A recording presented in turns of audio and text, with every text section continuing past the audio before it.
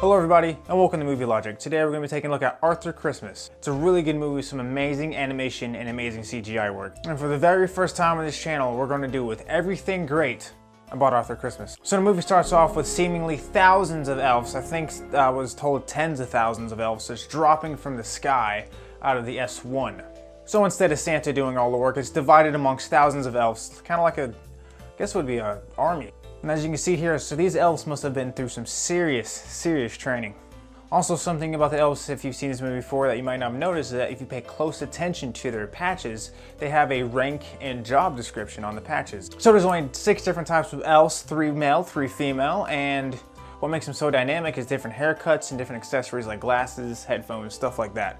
Something else I found very original about this movie is that Santa is not a person rather than more of a rank. Each Santa goes through about 70 missions, then the next Santa in line would be Santa Claus, and then they'll do their 70 missions. It's not just one person for thousands of years, which just brings me to the topic of Grand Santa, which is my favorite character, which the animation team spent a lot of time making this man a believable character. He's 136 years old, I believe, and they made him look like he's 136 years old with his limited movability, but yet you get the illusion that this man once was Santa Claus. The character is never broken. The amount of detail the animation team put into this movie is literally unreal, and I do mean unreal. The scene where Arthur is in his office reading and responding to letters that kids sent to Santa Claus, you'll see a bunch of objects. How many objects? About 8,000 individual objects. That's going to lead to a very hefty render. According to my sources, which was actually the behind the scenes of this movie, they said it took 25 hours to render one frame and there was 1,000 frames. Let's just start off by saying I don't believe it took 25 hours per render for 1,000 frames,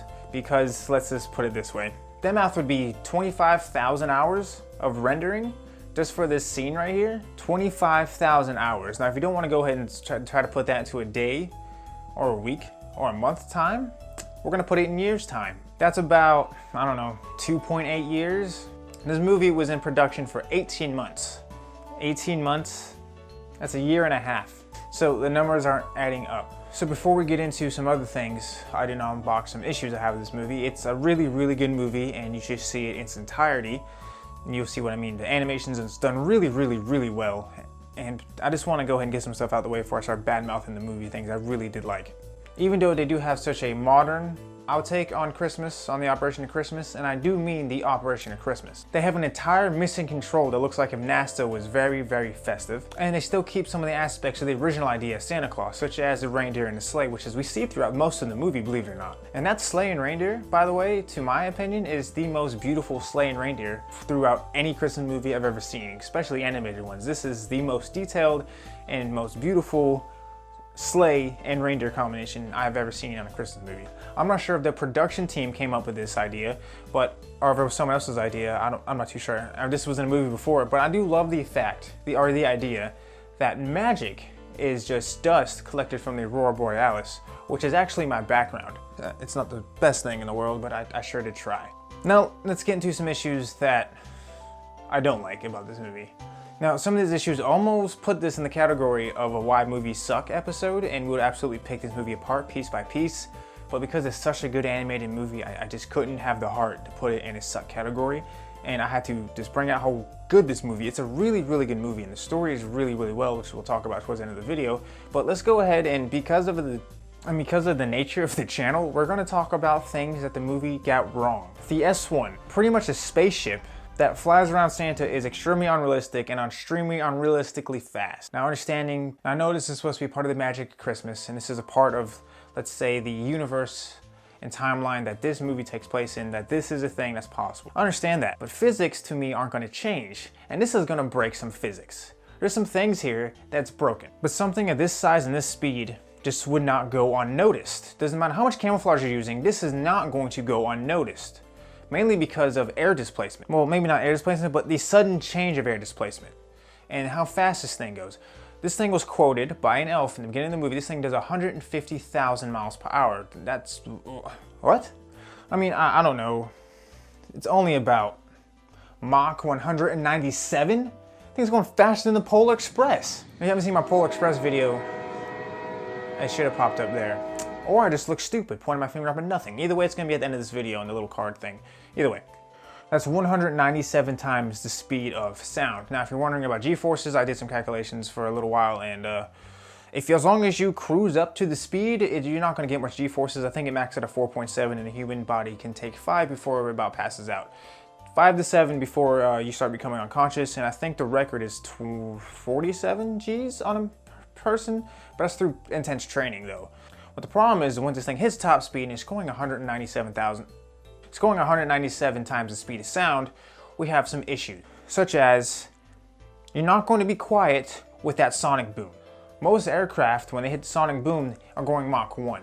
This is doing 197 times that. Could you imagine the shockwave coming off of this thing? That sonic boom would level buildings, okay? That would be an explosion. Another thing I like about this movie is Steve's utter lack of emotion and his little kiss-ass partner just really, that dude just pisses me off. And then the reasoning why they couldn't just go back and give the kid the bike. Like, that really, I just cannot understand why that wasn't possible. You missed one kid, you can go back and get the person the bike. It doesn't have to be this debacle. To me, that made no sense. And then the fact that Santa, you know, let's think of him as the chairman, you know, CEO, commander-in-chief of the North Pole, is just helpless and lost throughout the whole entire movie and is always going to Steve for answers. I thought you were Santa Claus, not Steve. He's completely helpless without him. I just don't understand. Another thing is they fall at the sleigh a couple times, and each fall would have killed them. Dead. Sleigh blows up, Grand Santa falls out the sky, dead. And then the fact that when they fall into the island, and then decide to row out to sea to try to deliver the gifts in time, which is not happening, buddy. They still somehow are underneath the sleigh when it kicked them out over the island, even though they left the island. How would that happen? So when it's going to meltdown, you see in like the Santa Claus statue collapse and melt, there would be water everywhere. I see zero water. When ice melts, it turns to water. That's basic physics. It's basic chemistry. But yeah, I see no water when stuff's melting. Zero water. None. With that being said, the good of the movie outweighs the bad of the movie, and that's why this is everything great about Arthur Christmas. Even though everything wasn't great, it wasn't a perfect movie, this movie still was very good. If you have any ideas for 2020 of any movies you would like to see, leave a comment down below and I'll definitely see your comment and I'll definitely respond. And I might even do it if it's a good enough suggestion. But then again, if you suggest a movie and don't subscribe and hit the bell notification, you're never going to know when it comes out. So it'll just be pointless. So I'll leave you with that, and I know today's video was pretty short. Thank you so much for watching. Have a terrific day, a terrific week, and I'll see y'all in the next one.